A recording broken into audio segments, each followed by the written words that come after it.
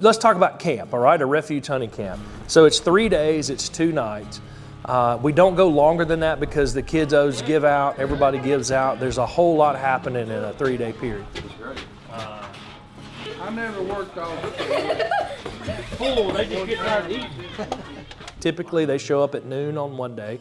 We go through orientation. We spend probably an hour in orientation. And what that is just setting that mindset, all right? That creation's a gift to enjoy, a responsibility to steward, and all of creation points us to God's grace in Christ.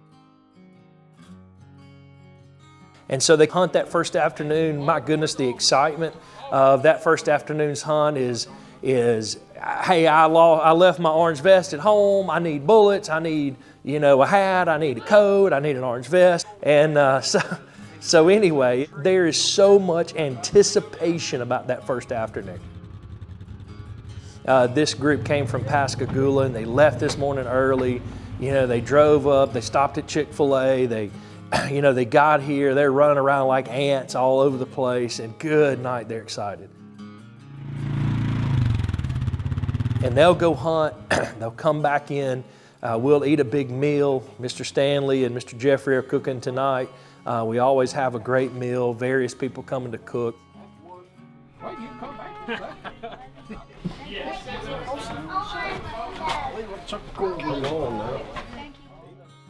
And so when they come back in, we debrief.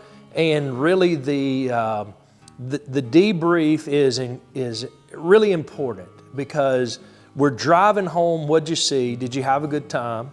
All right. We're also kind of being able to measure where deer movement is. If these group of stands see tons of deer and these don't, we know how to move things around a little bit. We ask them, how many deer did you see? How many of those were bucks? How many of those were does? How many of those were fawns? And what else did you see? And then when we see deer, when they do see deer, we start asking, hey, where did they come from? Where did they go? What was movement like? Just always trying to get that most recent information of where deer are moving and how they're moving so that we can really do the best we can to get these young guys in front of deer.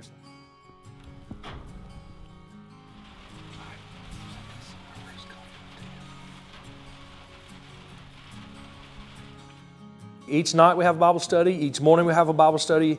And I teach it, or John teaches, or we have some other guys that'll teach. And he really is able to put all of these pieces of the puzzle together and help understand why we enjoy what we enjoy. We know we love hunting. Every redneck knows that. We know we love the outdoors, and most of us recognize that. We want to give the why. Why do you enjoy it? And this is the way God's designed that and unpacked that. What you think, buddy? The next day is the full day. We get up in the morning, whether they slept or not, they're ready to rock and roll at 5:30, and they head out, and we get them in the stands, we get them situated. They hunt that morning, come out about 9 o'clock, and then from there we have a big breakfast where they eat, it's sausage and gravy and biscuits, and it's incredible. And then we'll have the Sportsman's Challenge.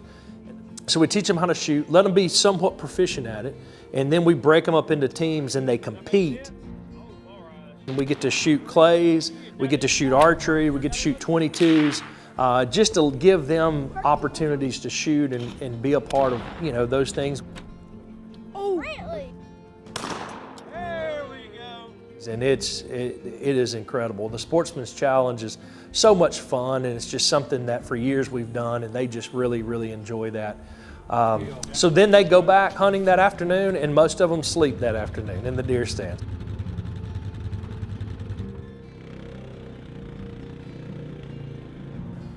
The pictures we get of kids asleep in the deer stand is quite humorous. It's everything from the kid just nodding off and dozing to literally laying in the floor at the bottom of the shooting house with their backpack as a pillow. They're out. And you can't blame them, and you really can't blame them, but they're give out by then. But they come back in, and then they get up the next morning, and they hunt, they come in, debrief, and we close out camp from there.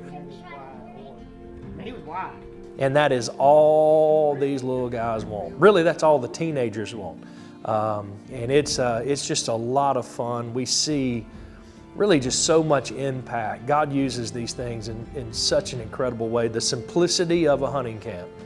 You can ask most any of these kids, especially if they've been more than 1 year, and they will give you the core. It may not sound exactly the same, but they will say, hey, I know I'm supposed to take responsibility for what I'm doing. And so it's just a blessing. Man, it's an incredible blessing to be able to do and be a part of.